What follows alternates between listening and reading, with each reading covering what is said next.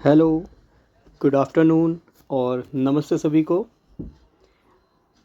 Test series का class number 2 हम continue कर रहे हैं। लास्ट क्लास में हमने अप्रॉक्स 35 क्वेश्चंस किए थे और आज 1 घंटे में हम कोशिश करेंगे इसको कंप्लीट करने की। मैंने बताया था कि ये टेस्ट सीरीज़ मैंने बहुत ही बेसिक रखा है, बेसिक इसमें क्वेश्चन पूछे हैं, ज़्यादा डीप में मैंने नहीं पूछा है। ठीक है, आप खुद से इसके आंसर्स लगाने की कोशिश करें और करेक्ट आंसर जो है आप वो देखें। ठीक, तो इसमें क्वेश्चन है which of the following element is not a transition metal.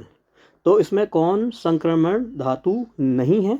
तो ट्रांजिशन मेटल कौन होते हैं, सिंपल सी डेफिनेशन पे क्वेश्चन है कि जिनका डी सेल इनकम्प्लीट होता है ना, उनका जो डी सेल है वो इनकम्प्लीट होगा। मान लो एन डी में 1 से लेकर 9 इलेक्ट्रॉन होंगे और फिर NS2 में भी 1 से लेकर 2 इलेक्ट्रॉन यहाँ होंगे। ठीक है, बेसिकली ट्रांजिशन मेटल अपनी या तो नेचुरल स्टेट में, जिस स्टेट में पाए जाते हैं, या फिर किसी भी आयनिक स्टेट में अगर उनका इनकम्प्लीट डी सबसेल है, डी सबसेल पूरी तरीके से नहीं भरा है, उसको हम ट्रांजिशन मेटल कहते हैं। और कौन से वे तत्व हैं या एलिमेंट हैं जिनको हम ट्रांजिशन मेटल नहीं कहते हैं, तो आप जानते हैं वह हैं जिंक, कैडमियम और मरकरी। ठीक है, हम जानते हैं 3D10 है, ये 4D10 होता है, डी सेल कंप्लीट है, कंप्लीट हेटेरो ट्रांजिशन नहीं है। ठीक है ना, तो इसका सही आंसर हो जाएगा जिंक। ठीक है, तो इस तरह के प्रश्न हमें देखने को मिलेंगे और ये बहुत सिंपल टाइप के हैं। देखो, एग्ज़ाम कभी भी ऐसा नहीं होता कि सारे ही क्वेश्चन हार्ड डाल दिए जाएं। आप देखेंगे एग्जामिनर एक लेवल सेट करते हैं कि भाई इसमें 15 जो है करीब बहुत इजी क्वेश्चन होते हैं, दिखते ही बनते हैं, बाकी मॉडरेट होते हैं। और ज़्यादातर UKPSC में मॉडरेट क्वेश्चन ही पूछे जाते हैं, एक्सट्रीम हार्ड क्वेश्चन नहीं पूछे जाते। और एग्ज़ाम का अगर लेवल देखा जाए, लेवल 4 का ये पद है। हालांकि कंपटीशन ज़्यादा है क्योंकि 11 ही पद हैं और आपने देखा है various field of student who graduated in BSc with 50% marks, they are invited, है ना, उन्होंने ये फॉर्म भरा है और इसकी वजह से कंपटीशन ज़्यादा है। 11 पद है, आप जानते हैं 13 सेंटर हैं, पद 11 ही हैं, तो एक सेंटर से एक बच्चा निकलना भी बहुत बड़ी बात है।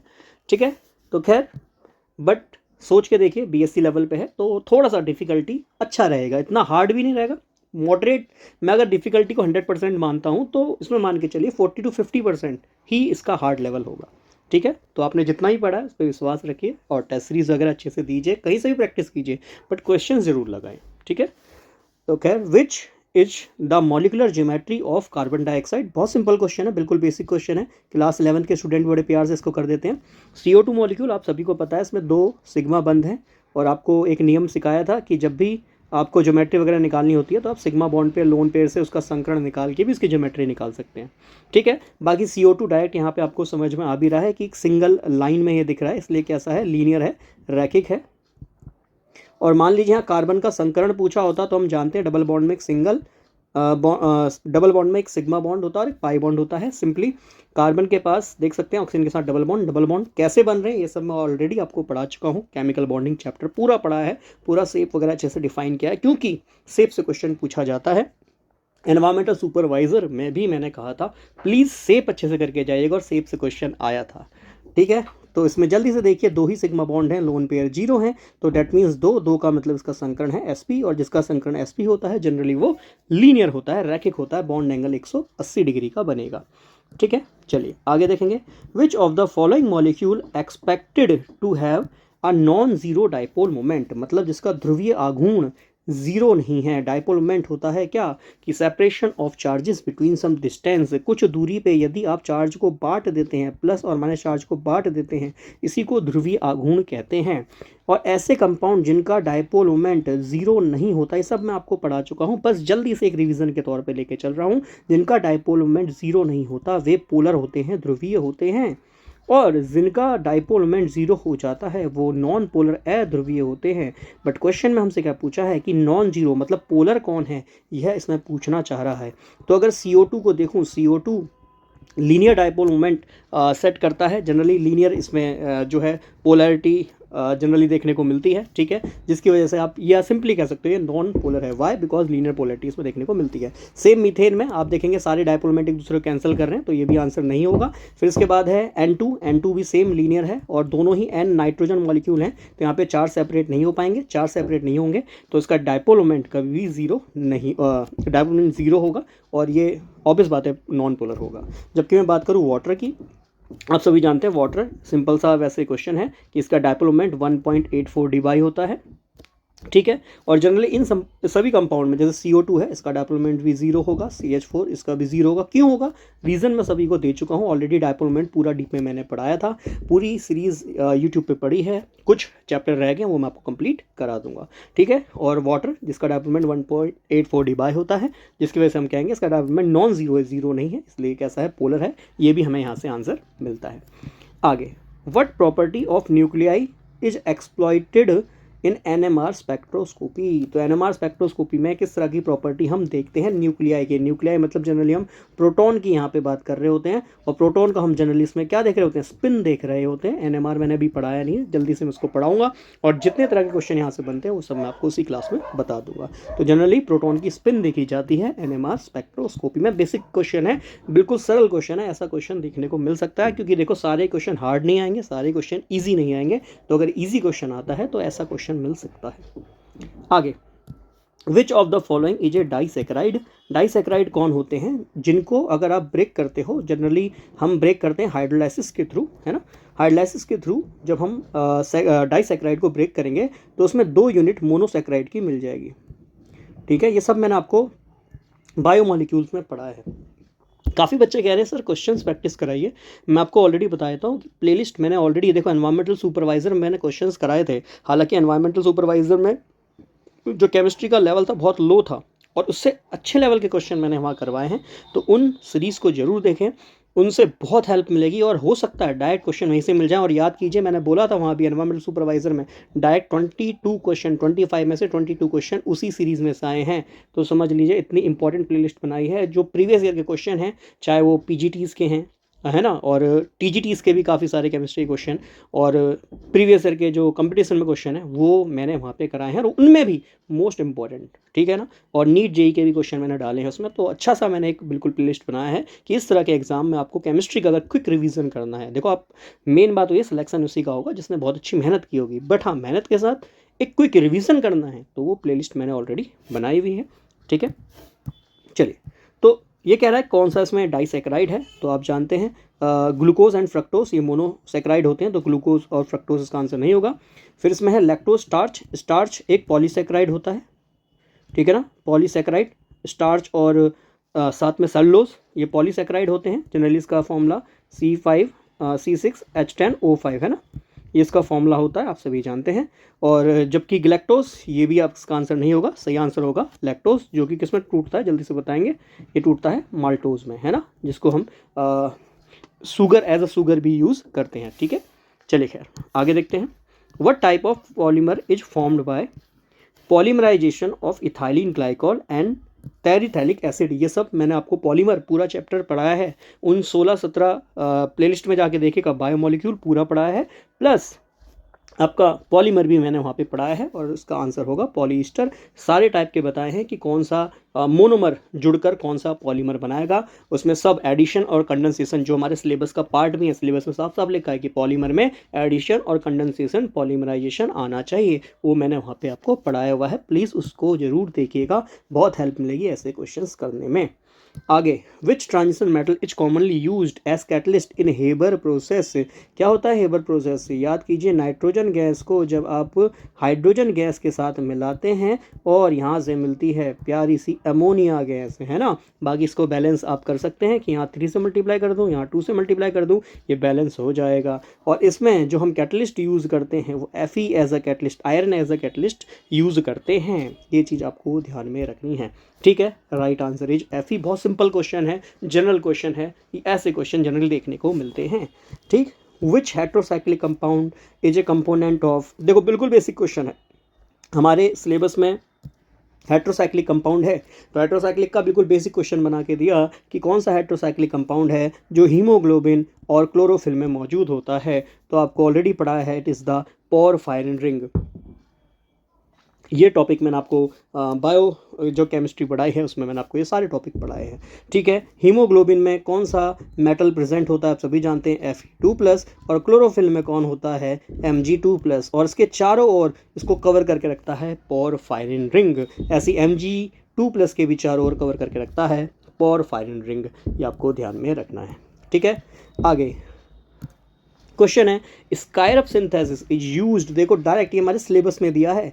अगर आप हेट्रोसाइक्लिक कंपाउंड देखोगे तो स्कायरप सिंथेसिस हमारे सिलेबस में डायरेक्ट दिया है कि स्कायरप सिंथेसिस किसके लिए यूज़ होता है या किसके प्रोडक्शन में यूज़ होता है, तो ये पायरोल के प्रोडक्शन में यूज़ होता है। और पायरोल आप सभी को बनाना आना भी चाहिए कि भाई यहाँ पायरोल, इसमें नाइट्रोजन, यहाँ होता है हाइड्रोजन, जबकि फ्यूरान क्या होता है, फ्यूरान यहाँ पे मतलब है ऑक्सीजन, और थायोफिन, थायोफिन मतलब है थायो, थायो मतलब सल्फर ग्रुप होता है, यहाँ सल्फर होगा। जबकि पायरिडीन कैसा होता है, 6 मेंबर हेट्रोसाइक्लिक होता है, ये तीनों ही 5 मेंबर हेट्रोसाइक्लिक हैं, और जबकि पायरिडीन आपका 6 मेंबर हेट्रोसाइकिल है, ठीक है। खैर मैंने हेट्रोसाइक्लिक आपको नहीं पढ़ा है, पढ़ा दूंगा एक ही क्लास में, इसको पूरा कंप्लीट करा दूंगा सॉरी फॉर।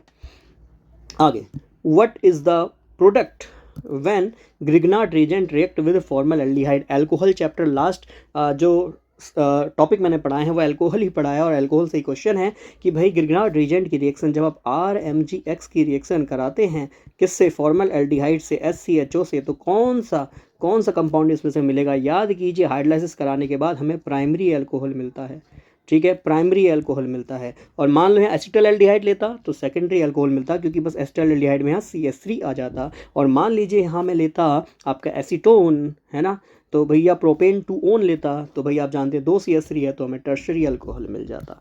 बहुत सिंपल सा क्वेश्चन है, ग्रिग्नार्ड रिएजेंट से डायरेक्ट क्वेश्चन है। हमारे सिलेबस में ग्रिग्नार्ड रिएजेंट एक बेसिक पार्ट है, मेंशन है। मैंने आपको कोई भी क्वेश्चन हवा में नहीं दिया है, सारे क्वेश्चन बनाने में टाइम लगा है, टेस्ट सीरीज़ में बनाने में बहुत टाइम लगता है। ऐसा नहीं है कि कोई भी क्वेश्चन उठाया और रेंडमली डाल दिया। प्लीज़ अपने सिलेबस को देखिए, सिलेबस में क्या चीज़ें मेंशन हैं, उसी के बेसिस पे ये जो पहला टेस्ट है बिल्कुल बेसिक टेस्ट बनाया है, ठीक है।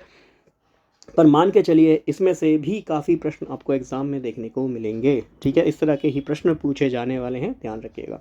आगे, in the reaction between propene and hydrogen bromide what is the major product. याद कीजिए इसमें एक रूल लगेगा, मार्कोव-विनिकोव रूल, सब बेसिक में पढ़ा चुका हूँ, ठीक है। और मार्कोव-विनिकोव रूल कहता है कि भैया हाइड्रोजन वहाँ जुड़ेगा जहाँ हाइड्रोजन की संख्या ज़्यादा है, ये मैं आपको ऑलरेडी पढ़ा चुका हूँ। तो डबल बॉन्ड पे आप HBr को जोड़ रहे हैं तो हाइड्रोजन इस डबल बॉन्ड पे वहाँ जुड़ेगा जहाँ हाइड्रोजन की संख्या ज़्यादा है। तो यहाँ CH3, ये है CH, इस वाले कार्बन पे एक ही H, यहाँ 2H, तो यहाँ जुड़ जाएगा हाइड्रोजन, और जो बच गया वहाँ जुड़ जाएगा ब्रोमीन, ठीक है। ये पढ़ा चुका हूँ ऑलरेडी, तो आंसर हो जाएगा 2 ब्रोमोप्रोपेन, ठीक है, 2 bromopropane is the right answer. आगे, in 4D atomic orbital how many radial nodes are there. तो भैया 4D है तो 4D के लिए n की वैल्यू 4 है, और L की वैल्यू D के लिए कितनी होती है, 2 होती है। ये न जाने कितनी बार मैं आपको पढ़ा चुका हूँ, याद कीजिएगा ज़रा कि कितनी बार ये आपको पढ़ाया है। तो इसका सही आंसर हो जाएगा 0, 3 और 2 और 1। तो आई थिंक इसका सही आंसर 1 होना चाहिए। निकालते हैं, हमसे पूछ रहा है रेडियल नोड का क्या फॉर्मूला होता है सर, ये होता है n-l-1, यही होता है। हाँ जी बिल्कुल यही होता है। n की वैल्यू कितनी है 4, ये है L की वैल्यू 2 -1, 4 में से 3 गया 1 बचा, तो रेडियल नोड कितना आ गया 1 आ गया। बहुत सिंपल क्वेश्चन है, और ये क्वेश्चन आप मानेंगे नहीं UPSC में भी पूछा है। UPSC का पेपर जिनने केमिस्ट्री ऑप्शन लिया होता है वो जरा देखेंगे प्रीवियस ईयर में रेडियल नोड एंगुलर नोड निकालने को बोला है। और अगर मान लीजिए क्वेश्चन में पूछता कि एंगुलर नोड कितने होंगे, तो एंगुलर नोड बराबर L ही होता है, तो यहाँ पे 2 इसके एंगुलर नोड आ जाएंगे। अगर टोटल नोड पूछेगा तो टोटल निकालना भी आना चाहिए। टोटल क्या हो जाएगा, रेडियल और एंगुलर को जोड़ दो। ये सब मैंने आपको ऑलरेडी स्ट्रक्चर ऑफ एटम में पढ़ाया है, ठीक है। तो रेडियल नोड कितने होगा, 1, एंगुलर नोड है 2, टोटल कितने हो गए 3 नोड हो जाएंगे, ये आपको ध्यान में रखना है, ठीक है। और वैसे टोटल नंबर ऑफ नोड का एक और फॉर्मूला होता है n-1 होता है ना। टोटल नंबर ऑफ नोड का फॉर्मूला यही बनेगा, क्यों बनेगा, क्योंकि रेडियल नोड है n-l-1। खैर मैं ज़्यादा डीप में नहीं जा रहा, सब मैंने पढ़ाया हुआ है, ठीक है। और उसमें से -1 कट जाएगा, माइनस से माइनस कट जाएगा, आप देखेंगे यहाँ फॉर्मूला क्या बनेगा, n-1 यहाँ पे फॉर्मूला हमारा बन जाएगा। ये चीज़ आपको ध्यान में रखनी है। और यदि देखो क्लासेस पसंद आती हैं प्लीज़ लाइक कीजिएगा। एक मेरा बहुत चहेता स्टूडेंट है, और एक क्या कहूँगा, हो सकते हैं 2-3 हैं या एक ही है, वो उसका एक फेवरेट काम है क्योंकि वो वीडियोस नहीं देखता है, एक दीमक की तरह लग चुका है इस चैनल पे और काम है इसका डिसलाइक करना। हालांकि कई शुरू में मुझे लगता था डीमोटिवेटिंग था कि भाई क्या दुश्मनी है जो डिसलाइक कर रहा है। देखो अगर डिसलाइक कर रहे हैं तो उसका एक रीज़न होना चाहिए कि सर इसलिए डिसलाइक कर रहे हैं क्योंकि वीडियो पसंद नहीं आ रहा है, आपकी आवाज़ पसंद नहीं है, आपके क्वेश्चन पसंद नहीं है, एटलीस्ट एक रीज़न होता है। और देखो आपको, मुझको या कॉमन मैन जो सामान्य प्राणी है उसको अगर किसी का वीडियो पसंद नहीं आएगा तो ऑब्वियस बात है उसके चैनल पे वापस नहीं जाने वाला। पर ऑब्वियस बात है उसने एक प्रण ले रखा है, उसके जीवन का एक उद्देश्य है कि भाई जाकर इसके चैनल पे डिसलाइक मारने हैं और 6 से 7 वो डिसलाइक मुझे लगता है अपने मम्मी पापा भाई बहन सबके फ़ोन में से एक एक डिसलाइक वो मुझे कर देता है। खैर देखो इसमें भी कहते हैं ना कई बार अपोज करना भी एक प्रेजल होता है, मतलब वो आकर एटलीस्ट एक बार वीडियो को क्लिक बेट कर देता है, मुझे इससे भी खुशी है। शुरू में डिमोटिवेटिंग लगता था but I am enjoying it. खैर मैं ये कहूँगा आप चाहे तो डिसलाइक कर सकते हैं, नो प्रॉब्लम, बट एटलीस्ट एक रीज़न डालेंगे कि सर आपके वीडियो में ये कमी है, आप बहुत फास्ट पढ़ा रहे हैं, बहुत स्लो पढ़ा रहे हैं, या फिर क्वेश्चन ही बिल्कुल ऐसे डाल रहे हैं ये तो पूछेगा ही नहीं। तो भाई वो आपकी इच्छा है, क्रिटिसिज्म करो, पर पॉजिटिव क्रिटिसिज्म करोगे तो उसका कुछ अच्छा ही आउटकम आएगा और आपके ही हित में आएगा। ठीक है। खैर देखो paramagnetism in D block element arises due to, तो आपको पता है डी ब्लॉक के एलिमेंट या तो डायमैग्नेटिज्म दिखाएंगे, मतलब मैग्नेटिक फील्ड की तरफ अट्रैक्ट नहीं होंगे, प्रतिचुंबकीय होंगे, या फिर पैरामैग्नेटिक होंगे, मैग्नेटिक फील्ड की तरफ अट्रैक्ट होंगे, जिसको हम अनुचुंबकीय भी कहते हैं। तो पैरामैग्नेटिज्म कैसे आता है, जैसे जैसे अनपेड इलेक्ट्रॉन बढ़ेंगे, है ना, असंयुग्मित या अयुग्मित जो इलेक्ट्रॉन होंगे अगर वह बढ़ते हुए दिखाई देंगे तो आपको जो है पैरामैग्नेटिज्म दिखाई देगा। तो सही आंसर हो जाएगा प्रेजेंस ऑफ अनपेड इलेक्ट्रॉन। और जिस धातु पे, जिस मेटल पे या जिस डी ब्लॉक के एलिमेंट पे जितने ज़्यादा अनपेड इलेक्ट्रॉन होंगे उसका पैरामैग्नेटिक कैरेक्टर उतना ही ज़्यादा होगा, डैट मीन्स वह चुंबक की ओर उतना ही ज़्यादा आकर्षित होगा। आगे, in a free expansion process which of the following is true. तो फ्री एक्सपेंशन, देखो फ्री एक्सपेंशन का मतलब है कोई भी एक्सटर्नल फोर्स नहीं लग रहा है, और जब भी फ्री एक्सपेंशन होता है एक्सटर्नल प्रेशर जीरो है, मतलब उस पर कोई भी प्रेशर नहीं लगने वाला, और प्रेशर नहीं लगेगा तो वर्क बराबर कितना होता है, पी डी वी होता है, हालांकि माइनस पी डी वी होता है ना केमिस्ट्री में, और फिजिक्स में थोड़ा सा हम यहाँ पे साइन कन्वेंशन का ध्यान रखते हैं, और केमिस्ट्री में हम पढ़ रहे हैं तो वर्क बराबर जनरली माइनस का पी डी वी मानते हैं, जहाँ पे माइनस पी जो है एक्सटर्नल वर्क हम मान के चलते हैं। अगर फ्री एक्सपेंशन हो रहा है मतलब कोई भी एक्सटर्नल प्रेशर नहीं लग रहा है तो वर्क डन कितना हो जाएगा, यहाँ पे जीरो हो जाएगा। ठीक है।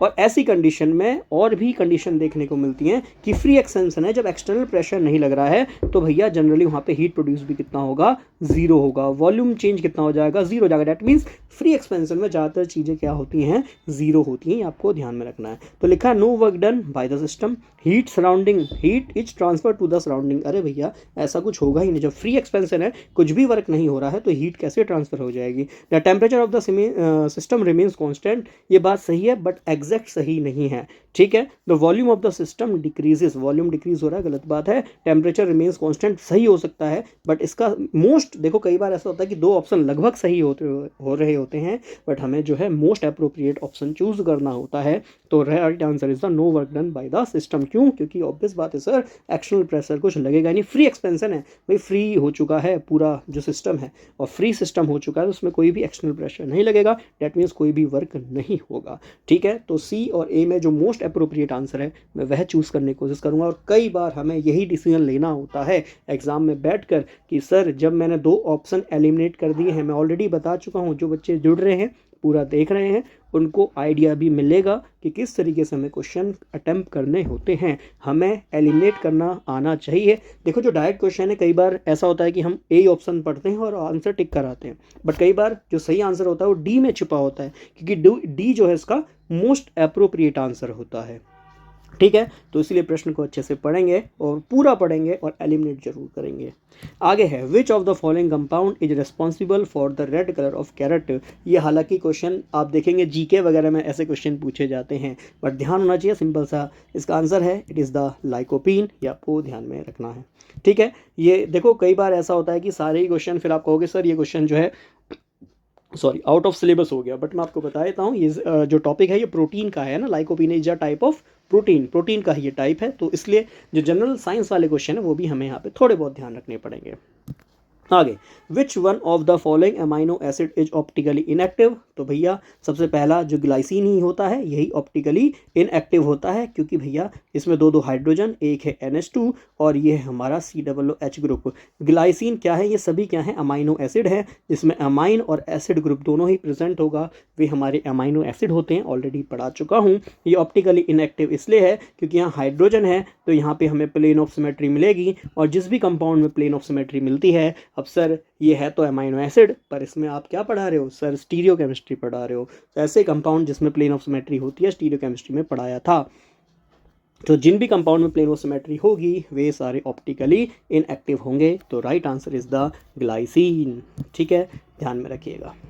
आगे, जिगलर नाटा कैटलिस्ट सिलेबस में साफ साफ मेंशन है, कह रहा है भैया पॉलीमराइजेशन में यूज़ होता है किसके, है ना, एज ए कैटलिस्ट यूज़ होता है। पहली बात, जिगलर नाटा कैटलिस्ट है क्या, तो सिंपल सी बात है, ये एल्युमिनियम और जो आपका इथीन है इसका कॉम्प्लेक्स होता है, तो Al2C2H5 का होल 6 इन TiCl4, है ना, टाइटेनियम टेट्राक्लोराइड। ध्यान में रखिएगा, ये होता है जिगलर नाटा कैटलिस्ट, और जनरली ये यूज़ होता है, हालांकि देखो लगभग ये सभी के पॉलीमराइजेशन में यूज़ होता है, बट बेसिकली जब का इथीन है इसमें आंसर नहीं है, तो खैर इथाइलिन इसका सही आंसर हो जाएगा। हालांकि इथीन को पॉलीथीन में कन्वर्ट करने के लिए यह यूज़ होता है, और मुझे लगता है कि मैं रुक जाइएगा कि यहाँ इथाइलिन की जगह ये ऑप्शन ही इथीन होना चाहिए था। ठीक है ना, इथाइलिन नहीं होगा, इथीन होगा, क्योंकि बाकी ऑप्शन तो मुझे मोस्ट अप्रोप्रिएट लग नहीं रहे, तो इथीन इसका राइट आंसर हो जाएगा।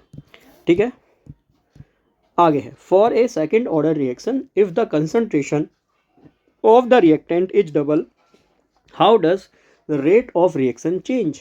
तो कह रहा है यदि द्वितीय कोटि की अभिक्रिया है और उसमें आप कंसंट्रेशन सांद्रता दुगनी कर दें तो रेट कितना हो जाएगा। तो भैया सबसे पहली बात, रेट होता कितना है, तो R इक्वल टू होता है K इंटू में कंसंट्रेशन ऑफ रिएक्टेंट, मान लो रिएक्टेंट A है उसकी पावर समथिंग, और जो पावर होती है सर ये पावर ही तो बताती है कि इस रिएक्शन का ऑर्डर क्या है, तो सर इसका पावर 2 है, डेट मीन्स ये सेकंड ऑर्डर की रिएक्शन है। अब कह रहा है कि कंसंट्रेशन को डबल कर दूं, मतलब A की वैल्यू में 2 पुट कर दूं, A की वैल्यू अगर मैं यहाँ 2 पुट कर दूंगा तो कह रहा है what is the value of R। तो देखो R, अच्छा शुरू में कितनी वैल्यू होगी, मान लो शुरू में A की वैल्यू 1 होगी, अरे भाई मान के चलो ना, कंडीशन मान लेते हैं, शुरू में A की वैल्यू 1 है, ठीक है, तो R बराबर कितना आ जाएगा, K, A1 का स्क्वायर 1 ही होता है, तो R बराबर K आ जाएगा। अब मैं कह रहा हूँ इसकी वैल्यू डबल कर दूँ, दुगना कर दूं, कंसंट्रेशन A की वैल्यू को दुगना कर दूं, कर दो, तो R बराबर कितना आ जाएगा, K। ठीक है, सिंपल सा मैथमेटिक्स है ये तो। फिर A कितना कर रहा हूँ 2, तो 2 का स्क्वायर सिर्फ 4 होता है, तो R इक्वल टू कितना हो जाएगा 4K। तो भाई जब मैंने कंसंट्रेशन शुरू में अगर 1 था तो भाई रेट बराबर K था। अब मैंने जैसे ही कंसंट्रेशन को दुगना करा तो रेट कितना हो गया, K का 4 गुना हो गया, 4 टाइम हो गया, तो रेट कितना हो जाएगा, रेट सेम है, नहीं है, डबल होगा, नहीं, क्वाड्रपल, क्वाड्रपल का मतलब ये चौगुना है ना, हिंदी में ही पढ़ सकते हैं, क्या लिखा है, दर चौगनी हो जाती है। ठीक है, हाफ होगा, नहीं होगा, ये भी गलत आंसर होगा। ठीक है, सिंपल सा क्वेश्चन है, और इस तरह के क्वेश्चन एग्जाम में पूछा जाएगा, ध्यान में रखिएगा। और ये क्वेश्चन कोई मैं BSc लेवल वाले नहीं कहूँगा, ये क्वेश्चन सब 11th 12th वाले लेवल के हैं, क्योंकि 12th में हमारा केमिकल काइनेटिक्स होता है, तो उसी लेवल के क्वेश्चन हैं। ठीक है, अगर 12th वाला बच्चा है वो भी इस क्वेश्चन को आराम से कर पाएगा। आगे क्वेश्चन है, what is the unit of Faraday constant F। Faraday constant की यूनिट क्या होती है, तो भैया फैराडे कांस्टेंट क्या होता है, कूलम्ब पर मोल होता है। क्या होता है फैराडे कांस्टेंट, तो होता क्या है, जनरली हम क्या करते हैं कि जब, एक मिनट दीजिएगा, पेन सेलेक्ट नहीं हुआ, हाँ जी, जब हम क्या करते हैं, हम जानते हैं भैया एक इलेक्ट्रॉन जो है उस पर जो चार्ज होता है, चार्ज ऑन इलेक्ट्रॉन, है ना, Q ऑन इलेक्ट्रॉन कितना होता है, हम सभी जानते हैं 1.6 इंटू 10 की पावर -19 कोलम्ब होता है। ठीक है, और हम जानते हैं कि भाई जो पार्टिकल हैं, हम जानते हैं एक मोल में कितने पार्टिकल होते हैं, एक मोल में सर हम सभी जानते हैं 6.022 इंटू 10 की पावर 23 पार्टिकल होते हैं। ठीक है, अब अगर मैं आपसे कहूँ कि मुझे बताइए what is the net charge, net charge कितना होगा, तो नेट चार्ज आप कहोगे जो कांस्टेंट है फैराडे कांस्टेंट हो जाएगा चार्ज इनटू में नंबर ऑफ मोल, और जब मल्टीप्लाई करेंगे तो लगभग कितना आता है 96,500 कूलम्ब। ठीक है, तो ये चीज़ आपको ध्यान में रखनी है। खैर ये इलेक्ट्रोकेमिस्ट्री में आपको पूरा पढ़ाऊंगा, टॉपिक मैंने अभी नहीं पढ़ाया है, तो ये आने वाले कुछ टाइम में ये जितने भी टॉपिक हैं आपका, चाहे इसमें थर्मोडायनेमिक्स हो गया, इलेक्ट्रोकेमिस्ट्री हो गया, केमिकल काइनेटिक्स हो गया, ये सब मैं आपको पूरा कंप्लीट कराऊंगा। ठीक है, आगे ये डायरेक्ट क्वेश्चन है, एटॉमिक स्ट्रक्चर, ये तो मैंने आपको टॉपिक पढ़ाया है। Which of the following statement best describe the essence of Heisenberg uncertainty principle. HUP को इसमें कौन सबसे अच्छा डिफाइन करता है? तो भाई HUP क्या कहता है? It is impossible to determine simultaneously both the position and momentum of a small moving particle like electron. मतलब किसी एक small moving like electron, proton, neutron या स्मॉल पार्टिकल कोई भी है, उसकी पोजीशन और मोमेंटम या फिर पोजीशन और वेलोसिटी एक साथ नहीं बता सकते। तो क्या लिखा है? It state that particle exist in multiple state simultaneously. It defines quantization of energy, गलत। It limit the ability of precisely measure the pair of property of a particle. बिल्कुल, कि हम पोजीशन और मोमेंटम को एक साथ नहीं बता सकते, उसकी स्थिति और संवेग को एक साथ नहीं बता सकते, पोजीशन और वेलोसिटी को एक साथ नहीं बता सकते, है ना, पोजीशन और वेग को एक साथ नहीं बता सकते, एनर्जी और टाइम ये भी हम एक साथ नहीं बता सकते, ये भी मैंने आपको पढ़ाया था, है ना। तो दो प्रॉपर्टीज़ को एक साथ प्रिसाइजली हम जो है मेजर नहीं कर सकते हैं, यही इसका सही आंसर बनेगा। It explains the wave particle duality. Wave particle duality के लिए तो भैया जी डी ब्रोगली हमारे जिंदाबाद, है ना, याद है, लैम्डा इक्वल टू कितना, H/P। तो ये वेव पार्टिकल ड्यूअलिटी को बताता है। जबकि क्वांटाइजेशन ऑफ एनर्जी की बात भैया प्लैंक करते हैं कि भैया जो लाइट है वो छोटे छोटे पैकेट में आती है, एनर्जी बराबर NH/ν होती है। और भैया जनरली क्वांटम लेवल पे, छोटे लेवल पे मल्टीपल स्टेट एक साथ एग्जिस्ट करती ही नहीं है। तो पहला ऑप्शन तो ऐसे ही हट गया, ठीक है। आगे, in VSEPR theory, valence electron pair theory, the electron pair around the central atom arrange themselves in minimize. भैया क्या मिनिमम करना होता है, याद है? Minimize the electron electron repulsion, VSEPR theory में पढ़ाया हुआ है, तो जाके देखिएगा, केमिकल बॉन्डिंग में पूरा टॉपिक पढ़ा। और मेन बात पे जोर यही दिया था कि लोन पेयर दूर भागेंगे, है ना, बॉन्ड पेयर दूर भागेंगे, ताकि इलेक्ट्रॉन इलेक्ट्रॉन का रिपल्सन हो। इसीलिए कह रहा हूँ जो टेस्ट नंबर 1 मैंने दिया है बिल्कुल बेसिक दिया है, कि जितने भी टॉपिक हैं क्या उनका बेसिक आपको पता है, उसी पे मैंने टेस्ट बनाया है। आगे, which of the following substrate is most likely to go SN1 reaction. तो भैया SN1 रिएक्शन कौन जाएगा? याद है, टर्शरी वाला जाता है, क्योंकि SN1 रिएक्शन में पहला स्टेप स्लो स्टेप होता है, जिसमें फॉर्मेशन ऑफ कार्बोकटायन होता है, और कार्बोकटायन टर्शरी वाला ज़्यादा स्टेबल होता है, इसलिए आपको ये बात ध्यान में रखनी है। तो क्या प्राइमरी होगा? नहीं होगा, ए टर्शरी हो सकता है। आगे, an alkyl halide with bulky leaving group. अरे नहीं भैया, बल्की नहीं चाहिए, हालांकि सेकेंडरी प्रॉपर्टी हो सकती है, प्राइमरी प्रॉपर्टी ये नहीं बनेगी। An alkyl halide with poor, भैया पुअर तो चलेगा ही नहीं, अच्छा लीविंग ग्रुप होना चाहिए। और इसमें लीविंग ग्रुप कौन कौन से होने चाहिए? क्लोरीन, ब्रोमीन और आयोडीन। उसमें भी सबसे अच्छा कौन होगा? आयोडीन, देन ब्रोमीन, और सबसे पूरेस्ट क्लोरीन। SN1 SN2 एक एक क्लास में पढ़ाया है, पूरा एक एक क्लास में, ध्यान रखिएगा, इसीलिए पढ़ा है क्योंकि साफ साफ सिलेबस में मेंशन है SN1 and SN2 reaction. Playlist जाके जरूर देखिएगा, जिनको बिल्कुल भी समझ में नहीं आ रहा है वो पहले प्लेलिस्ट जरूर देखिएगा, और या फिर क्वेश्चंस देख लीजिए, एक आइडिया ले लीजिए, एसेंस ले लीजिए कि क्वेश्चन कैसे पूछे जा रहे हैं, देन जाके अपने सिलेबस को पूरा कंप्लीट कीजिए। आगे, the electrophilic nature of carbene arises from. तो भैया कार्बीन होते क्या हैं? पढ़ाया था आपके रिएक्टिव इंटरमीडिएट में कि कार्बीन होता है ऐसा कार्बन जिस पे 2 बॉन्ड होंगे और एक इलेक्ट्रॉन का पेयर होगा। 6 इलेक्ट्रॉन स्पीसीज होती है। कार्बीन 2 तरह की एग्जिस्ट करती हैं, ये भी पढ़ाया था, sp2 और आपका sp कार्बन, है ना। और sp2 वाला और sp वाला कैसे कैसे कार्बन होता है पढ़ाया था। जो आपका sp कार्बन होता है वो आपका ट्रिपलेट कार्बन होता है, और sp2 वाला सिंगलेट होता है। ये सब मैंने आपको पढ़ाया था, क्यों होता है इसके पीछे का रीज़न 2s+1 याद है, स्पिन मल्टीप्लिसिटी, वो भी पढ़ाया था। खैर, the presence of lone pair of electron on the carbon atom. अच्छा, क्वेश्चन क्या दिया? Electrophilic nature. इलेक्ट्रोफिलिक मतलब हो गया इलेक्ट्रॉन लविंग, इलेक्ट्रॉन लविंग, है ना, जो इलेक्ट्रॉन से प्रेम करेगा, और करेगा भी क्योंकि इसके पास 1 बॉन्ड, 2 बॉन्ड और एक लोन पेयर, मतलब 6 इलेक्ट्रॉन है। इलेक्ट्रॉन की कमी है इसलिए इलेक्ट्रोफिलिक है। तो खैर, the presence of lone pair, नहीं भैया ऐसा कुछ नहीं है। The carbon atom having full octet, अरे भैया 6 इलेक्ट्रॉन है, अष्टक पूरा नहीं है, 6 ही इलेक्ट्रॉन है, ऑक्टेट पूरा होने के लिए 8 इलेक्ट्रॉन होने चाहिए। आगे, the high electronegativity of carbon atom,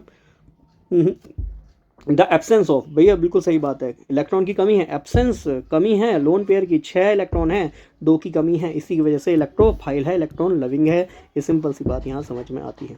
आगे, Which law of crystallography state that angle between the equivalent faces in crystal of the same substance are always same? नहीं भैया, लॉ ऑफ डेफिनेट प्रोपोर्शन बिल्कुल नहीं होगा। Definite proportion का मतलब होता है कि एक यूनिट सेल जैसा है वैसे ही वो यूनिट सेल प्रोपोगेट करता रहेगा या ग्रो करता रहेगा। लॉ ऑफ कांस्टेंट सेम कहानी है लगभग, ये भी सही आंसर नहीं बनने वाला। आगे, लॉ ऑफ रेडियल एक मिनट दीजिएगा, कहाँ गया, हाँ, लॉ ऑफ रेडियल इंडेसिस, ये भी नहीं होगा। Law of consistency of interfacial angle, याद कीजिए, पढ़ाया था पूरा कहानी कि जो आपके ए बी सी जो साइड हैं, अल्फ़ा बीटा गामा, जो एंगल हैं वो हमेशा सेम होने चाहिए उस क्रिस्टल में। तो इसी को हम कहते हैं क्या, लॉ ऑफ, है ना, लॉ ऑफ, एक मिनट दीजिएगा भैया, हाँ, उसको कहते हैं law of consistency of interfacial angles, कि इसके भैया एंगल अल्फा बीटा गामा किसी भी यूनिट सेल के वही रिपीट होता रहेगा और उसके जो एंगल हैं या उनकी साइड्स हैं वो हमेशा बराबर रहेंगी। इस चीज़ को आपको ध्यान में रखना है, ठीक है। आगे है, consider a galvanic cell with the following half cell reaction. देखो ये क्वेश्चन मैं अभी तो सॉल्व नहीं कराऊंगा, पर हाँ जब मैं ये टॉपिक आपको इलेक्ट्रोकेमिस्ट्री पूरा पढ़ाऊंगा तब मैं आपको टॉपिक कराऊंगा, और जिन बच्चों को आता है ये इसका सही उत्तर मुझे जो है कमेंट में बताएंगे। हालांकि मैं इसका सही आंसर आपको बताते हुए चलता हूँ। इसका सही आंसर मैंने कहीं ना कहीं निकाला होगा, एक मिनट रुक जाइएगा, या फिर मेरे को सॉल्व करना पड़ेगा, सॉल्व करूँगा टाइम लगेगा, एक मिनट रुक जाए, मैं इसका आंसर देख लेता हूँ सही क्या है, ठीक है। क्वेश्चन मैं कराऊंगा, टेंशन ना लीजिएगा, क्योंकि सॉल्व करूँगा उसमें टाइम लगेगा ही लगेगा।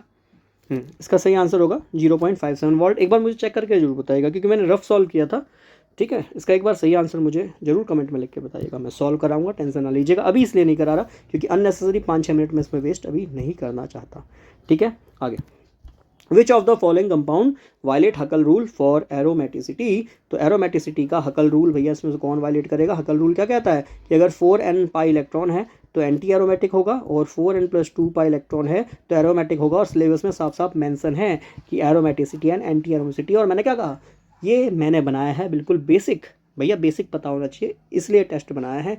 तो हकल रूल एरोमेटिसिटी डिफाइन करेगा 4n पाई इलेक्ट्रॉन और 4n+2 पाई एरोमेटिक बताएगा। तो भैया बेंजीन तो प्योरली एरोमेटिक होता है, 4n2+ सिस्टम को फॉलो करता है। साइक्लोब्यूटाडाइन बिल्कुल एंटी एरोमेटिक 4n पाई को फॉलो करता है। साइक्लोपेंटाडाइन, शायद यही इसका आंसर हो जाना चाहिए। अच्छा, साइक्लोहेक्साडाइन, साइक्लोपेंटाडाइन बना लेते हैं, ये हो गया साइक्लोपेंटाडाइन और ये हो गया साइक्लोहेक्साडाइन, ठीक है। और इसका आंसर वैसे दोनों ही साइक्लोपेंटाडाइन हेक्साडाइन दोनों ही बनने चाहिए, क्योंकि दोनों ही वायलेट कर रहे हैं, बट हाँ मोस्ट अप्रोप्रिएट आंसर हो जाएगा साइक्लोहेक्साडाइन, ठीक है। सिंपल सी बात है, ये आपको ध्यान में रखना है। आगे बढ़ते हैं, which transition metal is major constituent of vitamin B. तो विटामिन बी क्या होता है भैया, कोबाल्ट। और याद कीजिए विटामिन B12 को साइनोकोबालामाइन कहते हैं, साइनोकोबल एमाइन, ठीक है। कोबल मतलब यहाँ कोबाल्ट ही है, ये आपको ध्यान में रखना है। विटामिन के कॉमन नेम मैंने आपको याद करवाए हुए हैं, ठीक है। Vitamin E is primarily known for its role as. तो क्या रोल विटामिन ई का दिखा जाता है, antioxidant, blood coagulant, bone mineralizer, ये तो बेकार का ऑप्शन है, एनर्जी बूस्टर बेकार का ऑप्शन है। तो उसमें या तो इसका सही ऑप्शन ब्लड कोगुलेंट बनेगा या एंटीऑक्सीडेंट बनेगा, बट हाँ most appropriate answer is antioxidant की तरह यह जाना जाता है, ठीक है। आगे, which of the following reagent is commonly used to oxidize primary alcohol to carboxylic acid. तो आपका जो प्राइमरी अल्कोहल है इससे आपको कार्बोऑक्जेलिक अम्ल बनाना है, CH3 COOH ग्रुप बनाना है। तो इसमें कौन सा आप जो है रिएजेंट यहाँ पे यूज़ करने वाले हैं, यह सिंपल सा प्रश्न हमसे पूछा गया है, ठीक है। तो सही आंसर क्या होगा इसका, इट इज KMnO4। तो KMnO4 यहाँ पे हमारा ऐसा रीजेंट होता है। और रीजेंट मैं ऑलरेडी पढ़ा चुका हूँ, पूरी क्लास लिए प्लेलिस्ट जाके देखिएगा, ऐसा नहीं मैं हवा में ही आंसर बता रहा हूँ। जो क्वेश्चन मुझे लग रहा है कि हाँ ये शायद मैंने थोड़ा बहुत आपको वहाँ पे नहीं पढ़ाया तो थोड़ा सा उसको डिफाइन कर रहा हूँ, अदरवाइज जो टॉपिक मैंने पूरा पढ़ाया है तो उसको मैं ऑलरेडी कह रहा हूँ प्लेलिस्ट में जाके देखा, रीजेंट मैंने ऑलरेडी पढ़ाया हुआ है, जाके देखिए प्लेलिस्ट में, ठीक है। In water H2O hydrogen bonding result. तो भैया कह रहा है पानी में जो हाइड्रोजन बंद होते हैं वह क्या उसका जो है परिणाम होता है, ठीक है। तो भैया वाटर में लीनियर मॉलिक्यूल होता है, नहीं, वाटर होता है कैसा, tetrahedral geometry around oxygen atom, ये हो सकता है ऑप्शन, बाकी भी पढ़ लेते हैं। क्या कह रहा है, सिमेट्रिकल डिस्ट्रीब्यूशन, भैया ऐसा कुछ नहीं है। नो पोलर कैरेक्टर, भैया पानी तो पोलर होता है, ये तो फालतू के ऑप्शन बना रखे हैं ना। तो सही आंसर बन जाएगा कि भैया टेट्राहेड्रल ज्योमेट्री देते हैं ऑक्सीजन एटम के चारों ओर। खैर आगे है, ए गैस इज कंप्रेस्ड। अच्छा ये भी थर्मोडायनेमिक्स का क्वेश्चन है, ठीक है। क्या कह रहा है, एडियाबैटिकली रिड्यूस कर रहा है वॉल्यूम को 8 लीटर से 2 लीटर में। कह रहा है इनिशियल प्रेशर अगर 4 ATM है, कह रहा है फाइनल प्रेशर क्या होगा। अच्छा तो सिंपल सा क्वेश्चन है, डायरेक्ट देख लो ही। जब भी ऐसी कंडीशन आती है, ठीक है, तो इसमें जनरली हमारा PV इक्वल टू कॉन्स्टेंट हमारा लगता है, जनरली बॉयल्स लॉ का क्वेश्चन है, ठीक है ना। PV इक्वल टू कॉन्स्टेंट होता है, ऐसा कह सकता हूँ, PV इक्वल टू कॉन्स्टेंट हो सकता है, ठीक है, पी इक्वल टू कांस्टेंट हो सकता है, ये बात हमें यहाँ पे समझनी चाहिए। क्यों? क्योंकि गैस को कंप्रेस करा जा रहा है एडियाबैटिकली, कह रहा है वॉल्यूम को रिड्यूस करा जा रहा है 8 लीटर से 2 लीटर। कह रहा है जब 8 लीटर वॉल्यूम था तो उसके रेस्पेक्ट में प्रेशर 4 एटीएम था। कह रहा है अब 2 लीटर तक उसको रिड्यूस करा गया है तो फाइनल प्रेशर कितना होगा। जब भी ऐसा क्वेश्चन पूछा जाए तो सिंपल सी बात है, ये A into B equal to constant वाला क्वेश्चन होगा। ये हमने मैथमेटिक्स में भी करा था, याद है कि इतने आदमी इतने कार्य को इतने दिन में कर रहे हैं, सेम वही कहानी है, थर्मोडायनेमिक्स में घुसेड़ दिया उस फॉर्मूले को, है ना। सेम कहानी है कि ए इंटू बी अगर कॉन्स्टेंट है वहाँ भी वही फॉर्मूला लग रहा है, यहाँ भी लग रहा है, बट यहाँ पे पीवी है क्योंकि प्रेशर और वॉल्यूम की बात कर रहा है, और पीवी इक्वल टू कॉन्स्टेंट होता है तो हमारा बॉयल्स लॉ होता है। और जब भी पीवी इक्वल टू कॉन्स्टेंट होता है तो उसकी छोटी छोटी स्टेट हमेशा बराबर होती है, P1 V1 बराबर P2 V2 होगा। अब देखो P1 इनिशियल हमें दिया है प्रेशर 4 एटीएम, इनिशियल वॉल्यूम कितना था 8 लीटर, फिर P2 हमें निकालना है, और V2 हमें कितना दिया है भैया, V2 2 लीटर हमें दिया है। अब बस यहाँ पे क्या करना है, 2 से 4 बार में चला गया और 4 चक्को 16, तो P2 कितना आ गया 16 एटीएम आ गया, है ना। ये तो बिल्कुल सिंपल क्वेश्चन है, बॉयल्स लॉ का क्वेश्चन है, सिंपल सा क्वेश्चन है, थर्मोडायनेमिक्स भी नहीं कहूँगा बल्कि इसे मैं आपका गैसेस लॉ ही कहूँगा, है ना। खैर आगे, इन ए SN2 रिएक्शन, अच्छा SN2 भी क्वेश्चन दिया है मैंने। The nucleophile attack the substrate, जो न्यूक्लियोफाइल अटैक कर रहा है सबस्ट्रेट को, कहाँ से करेगा, सेम साइड से। अरे नहीं भैया, ये तो NCERT के डायरेक्ट लाइन पूछ ली, कहाँ से, अपोजिट साइड से अटैक करता है, ठीक है। कंसेप्ट भी बताया था कि भैया कहीं ना कहीं एंटी बॉन्डिंग बैक साइड उल्टी साइड पे प्रेजेंट होती है, जिसकी वजह से लिविंग ग्रुप जो है अपोजिट साइड से अटैक करता है। टॉप नहीं है बॉटम नहीं है तो फालतू के बना रखे हैं, opposite side as an umbrella turn inside out, as an umbrella. ये क्या लिख रहे हो भैया, ये NCERT की कट कॉपी पेस्ट लाइन लिख रहा हूँ, umbrella turns inside out. NCERT बहुत बार जब पढ़ोगे, है ना, तब जाके ये लाइंस आपको मिलती हैं। खैर आगे, the quaternary structure of protein refers to sequence of amino acid, हो सकता है ओवरऑल 3D स्ट्रक्चर, भैया क्वार्टिनरी है तो 3D की बात नहीं होगी। The arrangement of alpha helix and beta helix, गलत, द अरेंजमेंट ऑफ मल्टीपल, हाँ ये बात सही है। क्वार्टिनरी का मतलब ये कि बहुत सारी लेयर्स वहाँ पे होंगी तो इसलिए मल्टीपल प्रोटीन का वहाँ पे लेयर होगा, ये आंसर सही बन रहा है, sequence of amino acid. But इसे मोस्ट अप्रोप्रिएट नहीं कर सकता हूँ क्योंकि सीक्वेंस कितना लेयर्ड भी हो सकता है, पर साफ साफ बोला है the arrangement of multiple protein. Quaternary का मतलब है इतनी सारी लेयर है तो उसको हम क्वार्टिनरी कहते हैं। जैसे टर्शरी में उससे कम, सेकेंडरी में उससे कम, प्राइमरी में उससे कम, ये सब मैं आपको पढ़ा चुका हूँ अमाइनो एसिड्स में, ठीक है। चलिए, विच of the following statement about chemical shift in NMR spectroscopy is correct. कह रहा है केमिकल शिफ्ट ऑफ NMR की जो होगी उसमें इसका करेक्ट ऑप्शन क्या होगा। तो कह रहा है chemical shift depend on temperature of the sample, may be chemical shift is independent of magnetic field, बिल्कुल बात सही सी नहीं लग रही। Chemical shift reflect the environment of the nucleus within the molecule, chemical shift is directly proportional to the number of hydrogen attached to the nucleus। ये बात कुछ कुछ सही लग रही है, एक बार क्वेश्चन में फिर से पढ़ना चाहूँगा। कह रहा है NMR स्पेक्ट्रोस्कोपी में अच्छा कौन सा स्टेटमेंट करेक्ट होगा। तो भैया देखो मैं बता देता हूँ, केमिकल शिफ्ट कभी भी टेम्परेचर पर तो शायद डिपेंड नहीं करता है, एक मिनट रुक जाएगा, हाँ नहीं करता, बिल्कुल भी टेम्परेचर डिपेंडेंट नहीं होता है, क्योंकि अगर टेम्परेचर डिपेंडेंट होता तो फिर भैया ऑब्वियस बात है अलग अलग टेम्परेचर पर अलग अलग शिफ्ट आती। Chemical shift independent of magnetic field strength, देखो इंडिपेंडेंट नहीं होता, डिपेंडेंट होता है, तो ये करेक्ट नहीं है। अगर यहाँ लिखा होता डिपेंडेंट है मैग्नेटिक फील्ड स्ट्रेंथ पे तो बात सही होती, इंडिपेंडेंट लिखा है। करेक्ट स्टेटमेंट फाइंड करना है। प्लीज़ एक चीज़ और ध्यान में रखिएगा, जब भी आप एग्जाम में बैठे होते हैं करेक्ट इनकरेक्ट को अंडरलाइन कर लीजिएगा। कई बार इनकरेक्ट पूछा होता है हम करेक्ट वाला लगाए होते हैं, और कई बार करेक्ट पूछा होता है तो इनकरेक्ट वाला हम लगा आए होते हैं, ठीक है। तो केमिकल शिफ्ट डिपेंडेंट होता है मैग्नेटिक फील्ड स्ट्रेंथ पे, इंडिपेंडेंट नहीं होता है। Chemical shift reflect the environment of the nucleus within the molecule, बिल्कुल एनवायरमेंट को बताता है न्यूक्लियस का, बिल्कुल। Chemical shift directly proportional, number of hydrogen directly proportional तो नहीं है, ठीक है। तो उसका सही आंसर बनेगा chemical shift reflect the environment of the nucleus within the molecule, ठीक। चलिए आगे बढ़ते हैं। Indole derivative are widely used in perfume and fragrance. तो इंडोल के जो डेरिवेटिव हैं वो बहुत ज़्यादा यूज़ करे जाते हैं, किसमें, परफ्यूम और फ्रेगरेंस में, फर्टिलाइज़र में, पेस्टिसाइड में और फूड एडिटिव में। तो इसका सही आंसर होगा परफ्यूम और फ्रेगरेंस में। वाई, तो सिंपल सी बात है, इंडोल जो है क्या है, इंडोल एक एरोमेटिक कंपाउंड है। एरोमेटिक वर्ड बना है एरोमास से, स्मेल से, तो जिसमें अच्छी स्मेल आए तो इसलिए इसको परफ्यूम और फ्रेगरेंस में यूज़ करा जाता है। डायरेक्ट क्वेश्चन है इंडोल का या इंडोल की प्रॉपर्टीज़ का, डायरेक्ट क्वेश्चन है, ठीक है। नेक्स्ट है सरफेस टेंशन।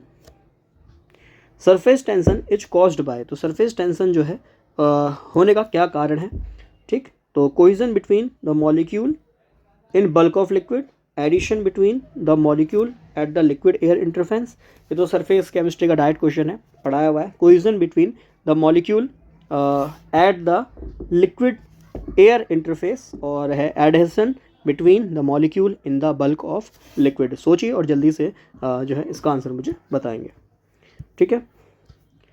तो cohesion of the bulk of liquid, adhesion between the molecule of liquid air interface, yes सही आंसर इसका adhesion between the molecule at the liquid air interface is the right answer, ठीक है। Cohesion between the molecule of liquid air interface, adhesion between the molecule of the bulk of the liquid, हाँ इसका सही option यही बनेगा, ठीक है। आगे, the volume occupied by 1 mole of an ideal gas at STP, भैया STP पे कितना वॉल्यूम जो है ऑक्यूपाई करता है, तो आप सभी को पता होना चाहिए 22.4 लीटर, ये तो डायरेक्ट है, ठीक है।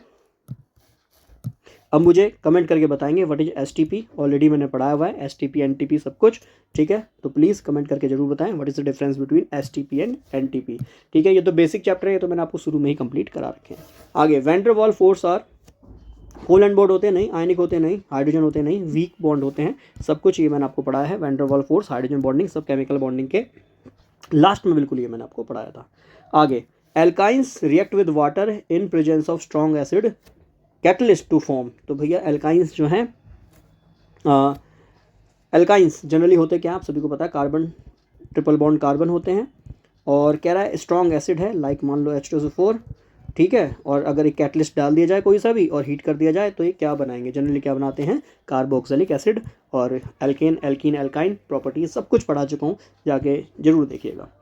आगे, the fingerprint region in IR spectrum typically ranges from, तो भैया IR रीजन को हम फिंगरप्रिंट रीजन भी कहते हैं, ये बात आप प्लीज़ नोट कर लीजिएगा। मैं आपको पढ़ाऊंगा IR, उसमें बताऊंगा भी, अब ये चैप्टर मैंने नहीं पढ़ाया तो उसको याद कर सकते हो कि फिंगरप्रिंट रीजन IR में कौन सा रीजन माना जाता है। तो फिंगरप्रिंट रीजन जो है आपका 1800 से 1500 सेंटीमीटर इनवर्स माना जाता है। अच्छा, अब मैं आपसे अगर यहाँ एनर्जी की टर्म में पूछता तो मुझे बताएंगे एनर्जी कितनी होती। याद कीजिए, एनर्जी की टर्म में मैंने आपको यह टॉपिक पढ़ाया हुआ है। याद कीजिए, एनर्जी इक्वल टू कितना होता है, H न्यू होता है, और H न्यू बराबर होता है C बाय लैम्डा, और 1 बाय लैम्डा ही आपका वेव नंबर होता है। और ये जो वैल्यू है ये वेव नंबर की टर्म में दी है, दैट मीन्स न्यू बार की वैल्यू आपको दी है। C जो है स्पीड ऑफ लाइट है, जो आपको पता है 3 × 10⁸ मीटर पर सेकंड है, और H प्लैंक कांस्टेंट है जिसकी वैल्यू 6.6 × 10⁻34 जूल इंटू सेकेंड है, ठीक है। तो आप मुझे यहाँ वैल्यू रख के इनकी एनर्जी भी बताएंगे, और प्रैक्टिस कीजिए, केवल देखिए मत, प्रैक्टिस करेंगे तभी समझ में कुछ आएगा। आगे, what is the shape of the DZ² orbital, तो DZ² ऑर्बिटल की क्या शेप होगी, तो dumbbell shape along X axis and Y axis, नहीं भैया Z है तो X एक्सिस Y एक्सिस के कैसे अलॉन्ग होगा, dumbbell shape along X axis and Z axis, नहीं भैया Z है तो Z एक्सिस पे होगा। याद कीजिए DZ कैसे बनता है, DZ तो सर ऐसे बनता है, Z एक्सिस पे है ना। याद कीजिए, D ऑर्बिटल पढ़ाया हुआ है सब कुछ, ठीक है, ऐसे बनता है। तो ये Z एक्सिस पे तो होगा, Z एक्सिस पे ही होगा ओनली, और बाकी X और Y एक्सिस पे इसके जो है नोड्स होंगे, है ना।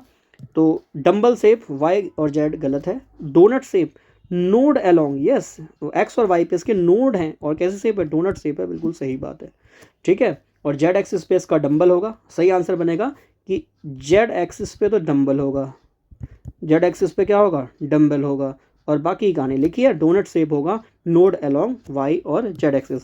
और जिनको डोनट नहीं पता, तो डोनट एक मिष्ठान होता है, एक तरह का मिष्ठान होता है ना, जिसका प्रचलन US वगैरह में बहुत होता है, तो ऐसे उसकी शेप होती है डोनट की। तो सेम कहानी है, X और Y पे ये बिल्कुल आपको डोनट, ऐसे डोनट की तरह दिखाई देता है, ठीक है। हालांकि ये सब मैंने आपको टॉपिक अच्छे से पढ़ाया हुआ है, ठीक है, वहाँ पे भी एक बार जरूर देखिएगा। आगे, which of the following characteristic feature of chain growth polymer, तो चेन ग्रोथ पॉलीमर का इसमें से कौन सा एक फीचर हो सकता है, हाई मॉलिकुलर वेट डिस्ट्रीब्यूशन, अच्छा चेन बढ़ती जा रही है तो भैया मॉलिकुलर वेट बढ़ेगा, ऐसे ही पता चल रहा है। कंट्रोल पॉलीमराइजेशन गलत है, स्टेप वाइज इसमें नहीं होगा। नैरो, ये तो पॉलीडायस्पेरिटी इंडेक्स जनरली जो हमारा BSc में नहीं होता है, इसको आप छोड़ सकते हैं। हालांकि अगर ये टॉपिक होता तो मैं आपको पॉलीमर में अलग से पढ़ा देता, ठीक है। तो इसका आंसर हो जाएगा high molecular weight distribution. Obvious बात है, चेन ग्रो हो रही है तो मॉलिकुलर वेट बढ़ता चला जाएगा। आगे, di methyl mercury can undergo, क्योंकि हमारे सिलेबस में जो आपके ऑर्गेनोमेटेलिक कंपाउंड है वो भी है, तो वहीं से क्वेश्चन दिया है। Dimethyl mercury can undergo photolysis in presence of ultraviolet light. तो भैया जब डाईमिथाइल मरकरी का फोटोलाइसिस कराते हैं तो आपको क्या मिलता है, मिथाइल रेडिकल मिलते हैं। डाईमिथाइल मरकरी होता क्या है, ये होता है CH3 का होल ट्वाइस Hg। अब कह रहा है जब इसको अल्ट्रावायलेट लाइट में आप ब्रेक करते हैं तो किस में टूट जाता है, तो ये मरकरी फ्री रेडिकल में आपका मिथाइल फ्री रेडिकल में टूट जाता है। 2 मॉलिक्यूल मिथाइल फ्री रेडिकल के आपको यहाँ मिलते हैं और साथ में आपको मिलता है Hg2 और इस पर होता है +2 चार्ज। ठीक है, तो आपको ध्यान में रखना। आगे, what is the trend of atomic radius as you move from left to right. भैया जब उल्टे हाथ से सीधे हाथ की ओर जाते हैं तो कह रहा है एटॉमिक रेडियस का क्या प्रभाव पड़ता है। तो बहुत सिंपल क्वेश्चन है, कक्षा 11 का बच्चा भी इसका आंसर दे सकता है। डिक्रीज होगा, ये सब मैंने आपको पीरियोडिसिटी में पढ़ाया है। ठीक है, if A current of 2 ampere is passed through a solution of copper sulfate for 10 minutes, how many gram of copper will be deposited at cathode। अच्छा, ये क्वेश्चन भी सॉल्वेबल है, थोड़ा सा इसमें टाइम लगेगा, इसलिए मैं इसका सही आंसर बता देता हूँ। बाकी इलेक्ट्रोकेमिस्ट्री पढ़ाऊंगा, टेंशन ना ले, उसमें न्यूमेरिकल जो मोस्ट इंपॉर्टेंट न्यूमेरिकल हैं पूछे जाने के, जिसके अधिकतम चांस होते हैं, वो न्यूमेरिकल मैं आपको कराऊंगा। ठीक है, बाकी जो बच्चे सॉल्व कर सकते हैं इसका सही आंसर बताएंगे। रफ सॉल्यूशन मैंने इसका करा हुआ होगा, मैं एक मिनट देख लेता हूँ। हाँ, रफ सॉल्यूशन करा है तो इसका आंसर ए है। ठीक है, बाकी एक बार रफ मैंने किया है, ठीक है ना, विदाउट कैलकुलेटर, ताकि क्लास में जो है इसका आंसर मैं आपको सही दे सकूं, क्योंकि फिजिबल नहीं है अभी मेरे लिए इसको सॉल्व करना, ऑब्वियस है, समझाने में टाइम लगेगा। इसलिए जिनको आता है सही आंसर मुझे कमेंट में बताइएगा, यही है, और जिनको नहीं पता है वेट कीजिएगा, ये चैप्टर मैं आपको कंप्लीट कराऊंगा with the most appropriate questions. आगे, what is the hybridization of nitrogen atom in nitrate. तो भैया नाइट्रेट, यहाँ पे एक ऑक्सीजन है, एक ऑक्सीजन पे माइनस चार्ज होता है और एक ऑक्सीजन डबल बॉन्ड से जुड़ा होता है। कह रहा है क्या संकरण होगा, तो भैया 1 सिग्मा 1 सिग्मा 1 सिग्मा 3 सिग्मा, 3 का मतलब sp2 होगा, ऑलरेडी मैं आपको पढ़ा चुका हूँ। ठीक है, आगे, which of the following reagent commonly use to convert primary alcohol to aldehyde. भैया प्राइमरी अल्कोहल को एल्डिहाइड में कन्वर्ट करना है, रिएजेंट का क्वेश्चन है। रिएजेंट मैं आपको ऑलरेडी बोल रहा हूँ, पढ़ा चुका हूँ, तो जनरली यूज होता है PCC। ठीक है, पायरीडियम क्लोरोक्रोमेट। चलिए, और बाकी सबका यूज़ आप मुझे बताएंगे। पोटेशियम परमंगनेट का LiLH4 याद कीजिए, रिड्यूसिंग एजेंट है। SOCl2 जो कि कन्वर्ट करता है अल्कोहल को किस में, आपके अल्काइल हैलाइड में, याद कीजिए, सब कुछ मैं पढ़ा चुका हूँ। ठीक, आगे, in the aldol condensation which functional group are involve. कह रहा है एल्डोल कंडेंसेशन में कौन सा फंक्शनल ग्रुप होता है। अरे भैया एल्डिहाइड और कीटोन होते हैं, तो बिल्कुल क्वेश्चन है, मैंने ये भी नहीं बोला कि एल्डोल कंडेंसेशन है क्या।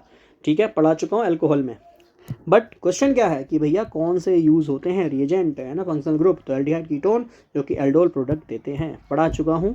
ठीक, एक बार ट्राई जरूर कीजिएगा एल्डोल को। आगे, what type of polymer is Bakelite.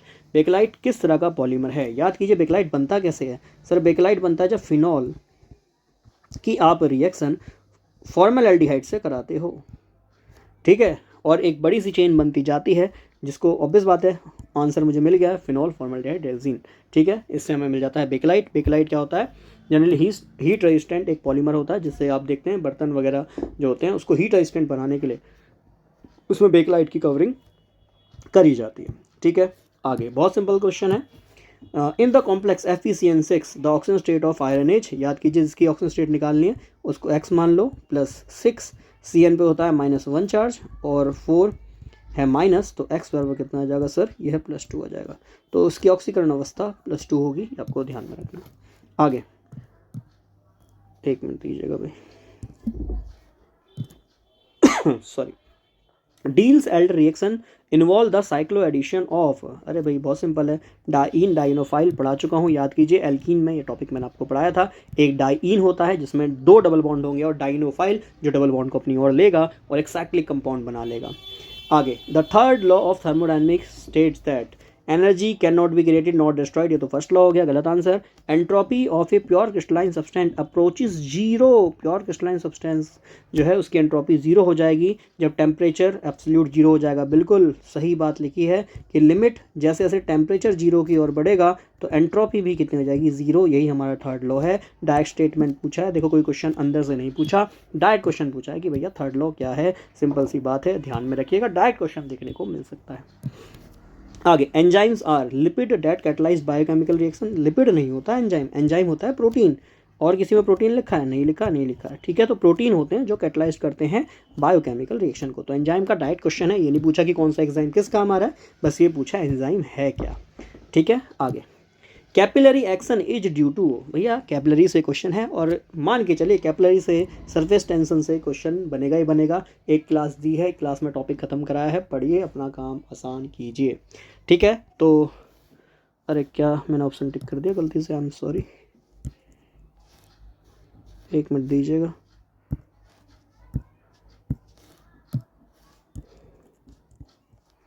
हाँ जी, क्वेश्चन है capillary action is due to, capillary action किसके अकॉर्डिंग होता है? तो viscosity and adhesion, viscosity and cohesion, cohesion and adhesion, surface tension and viscosity. तो कैपिलरी एक्शन किसके थ्रू होता है? तो उसका सही आंसर हो जाएगा surface tension and surface tension viscosity नहीं, सरफेस टेंशन नहीं होता है, कोहिशन एंड एडिशन, ये आंसर इसका हो सकता है, विस्कोसिटी एंड एडिशन। ठीक है, एक मिनट दीजिएगा, विस्कोसिटी गाढ़ापन है, हो सकता नहीं, इसका आंसर सी बनेगा, कोहिशन एंड एडिशन। ठीक है, आगे the benzoin condensation reaction take place. अच्छा, बेंजोइन कंडेंसेशन जो होता है involve in conversion of 2 molecule of benzaldehyde. तो क्या होता है सर ये बेंजोइन कंडेंसेशन? बेंजोइन कंडेंसेशन नाम से पता चल रहा है, इसमें हम जनरली बेंजल एल्डिहाइड लेते हैं,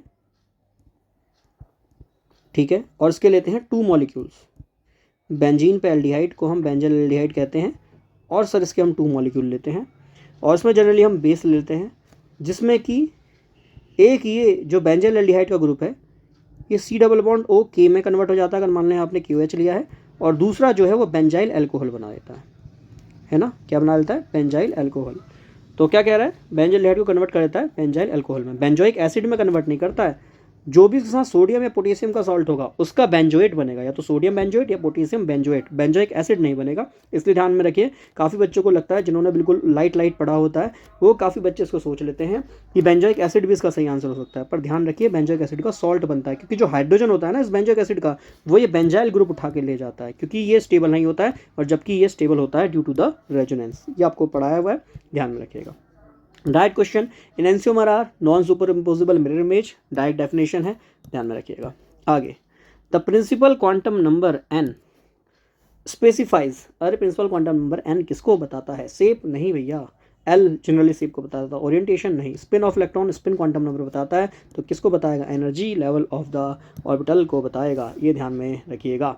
और मुझे बताएंगे आप क्या होती है एनर्जी, मैंने आपको ऑलरेडी पढ़ाया हुआ है फॉर हाइड्रोजन एटम, न्यूमेरिकल भी इस पे कराए हैं। आगे which of the following statement about benzene is correct? It has 3 double bond and 3 single bond, सही बात। It has alternating single and double bond, ये ज़्यादा सही बात। देखो 3 डबल बॉन्ड 3 सिंगल बॉन्ड है, बात सही है, पर alternating single and double bond, alternate मतलब एक को छोड़कर एक, है ना, ये बात और सही है, और सही है। ठीक है, it has highly reactive due to triple bond, भैया ट्रिपल बॉन्ड नहीं होता, बेंजाइन नहीं है, बेंजीन है। इट इज प्लेनर, भैया प्लेनर तो हो ही नहीं सकता, कैसी बात कर रहे हो? ठीक है, तो ये चीज़ आपको यहाँ पे ध्यान में रखनी है। अच्छा, प्लेनर विद बॉन्ड एंगल लिखा है, प्लेनर तो हो सकता है भाई, sp2 है, sp2 है तो यह प्लेनर है, बट बॉन्ड एंगल 109 डिग्री नहीं हो सकता है। अगर प्लेनर है तो उसका बॉन्ड एंगल लगभग 115 से 122 के बीच में लाई करना चाहिए। ठीक है, प्लेनर तो होता है, बिल्कुल सही बात है। Which of the following is common application of polyvinyl chloride? तो भैया PVC याद है, इंसुलेट करने काम आता है इलेक्ट्रिकल वायर को, बहुत सिंपल सी बात है। आगे which of the following statement is a consequence of first law of thermodynamics? तो ऊष्मागतिकी का जो प्रथम नियम है, ठीक है, उसका क्या परिणाम हो सकता है? तो it is impossible to reach out absolute zero, ये तो थर्ड लॉ हो गया। Third law, heat always from hot to cold body, second law, ठीक है, ये third law. The efficiency of heat engine can not exceed, ये भी second law का हो गया। तो फिर आंसर बचा only D, energy is conserved in any process. याद कीजिए, law of conservation of energy को ही हम ऊष्मागतिकी का प्रथम नियम कहते हैं, ठीक है, जिसको हम ऊर्जा का संरक्षण का नियम कहते हैं, वही हमारा ऊष्मागतिकी का पहला नियम होता है। ठीक है, आगे phenol reacts with bromine water, ये तो देखो फिनॉल का केमिकल टेस्ट है, ठीक है, कि केमिकल टेस्ट ऑफ फिनॉल, कि जब फिनॉल की रिएक्शन आप ब्रोमीन वाटर से कराते हो तो भैया हमें 2,4,6 ट्राई ब्रोमोफिनॉल मिल जाता है। ठीक है, तो NCERT का क्वेश्चन है, इसे NCERT जिन बच्चों ने अच्छे से पढ़ी है तो वो भी इसको पढ़ सकते हैं। तो 2,4,6 ट्राई ब्रोमोफिनॉल। ठीक, आगे तो ऑप्शन देख लो 246 डाइब्रोमो टेट्राब्रोमो, तो मुझे लगता है पहला ही ऑप्शन होगा। Yes 246 tribromo phenol, it is the right answer. आगे benzaldehyde undergoes Cannizzaro reaction, तो जब ये कैनिजारो रिएक्शन करेगा बेंजल एल्डिहाइड, तो बताइए यह क्या प्रोडक्ट देगा। बेंजल एल्डिहाइड कैनिजारो रिएक्शन, तो कैनिजारो रिएक्शन होती है जिसमें एक के पास आपका एक कंपाउंड होगा जिसके पास आपका जनरली हाइड्रोजन होगा, दूसरे पे हाइड्रोजन नहीं होगा। तो उसमें से मुझे लगता है कोई ऑप्शन सही नहीं बनेगा। एक बार इसको चेक कीजिएगा ऑप्शन को और मुझे बताइएगा क्या इसमें कोई सही ऑप्शन बन रहा है। ठीक है, आगे what is the main application of radon gas, तो रेडॉन गैस का क्या सही एप्लीकेशन बन रहा है। मैं इसको क्वेश्चन को ना जो पिछला वाला है इसको अगली क्लास में कराऊंगा, क्योंकि मुझे नहीं लगता इसमें से कोई सही ऑप्शन बन रहा है। ठीक है, चलिए बाकी मुझे कमेंट में करके बताइएगा कि सही आंसर क्या होगा। चलिए आगे है what is the main application of radon, और रेडॉन कैसी होती है, रेडियो एक्टिव होती है, तो उसका रेडियोथेरेपी में ही यूज़ किया जाता है। आगे triethyl aluminium react with water to produce, तो ट्राई इथाइल एल्युमिनियम को जब पानी के साथ रिएक्शन कराते हो तो ट्राई इथाइल एल्युमिनियम तो आपका Al, ठीक है, और उस पर आप लगा लीजिए इथाइल, तो C2H5 का होल थ्राइस। ठीक, इसकी रिएक्शन करानी है जल के साथ, तो ये ऑर्गेनोमेटलिक का क्वेश्चन है। तो ये जनरली आपको देता है क्या, aluminium hydroxide, it gives aluminium hydroxide AlOH का होल थ्राइस। ठीक है, तो इसका आंसर हो जाएगा बी।